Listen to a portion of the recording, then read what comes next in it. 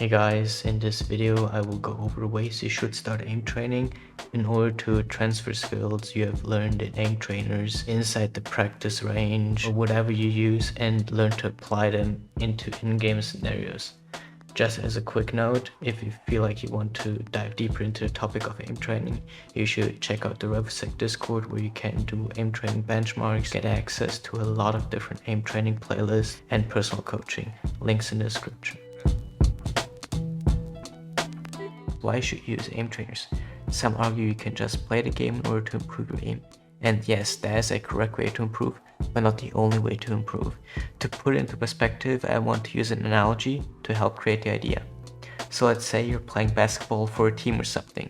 In a game of basketball, you will only get a limited number of opportunities to shoot 3-pointers, and only shooting on these chances is not enough to improve. Instead, you will shoot 3-pointers in practice hundreds of times, where you can practice your form and focus on perfection without any pressure. This same concept applies for aiming. Aim trainers create an isolated and safe environment where you can isolate and train the core of aiming aspect of an FPS, which are often overshadowed by other aspects of BR games like looting and rotations. Find your weakness.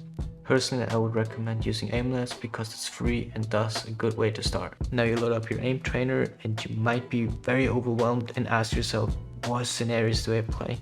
How long and how often? In order to start your aim routine, you need to find out what aspect of your aim you want to work on the most. So ask yourself, what weakness in your aim is holding you back in game? You can find these weaknesses either by reviewing your own clips or playing the Aimlabs benchmarks that you can see in the ranked mode, or the ones I spoke about in the RA Discord. So let me give you an example. My biggest weakness before starting to aim train was how shaky my aim was. So I went into Aimlabs to find out what was causing the shakiness through consciously thinking and focusing on how I use my whole arm while I aim. Turns out I was tensing up my wrist while aiming so much that it led to shakiness and poor mouse control. Now that we found out the weakness, we can move on to the improvement part. To find fitting scenarios, you can just browse through a lot of them and try a few or play game-specific playlists that focus on a part of aiming that functions as your weakness. For me personally, because shakiness was such a huge issue, I made a playlist of scenarios that are slower paced and rely on more accuracy and greater mouse control. Scenarios like smooth spot, close strafes, or thin aiming long were the ones I used. This is the biggest problem a lot of people have while I'm training, the training part itself. You should not overdo it and stress yourself over something that is just practice. Playing the game should always be a bigger part of your aiming journey than just sitting in front of aim trainers for hours on end.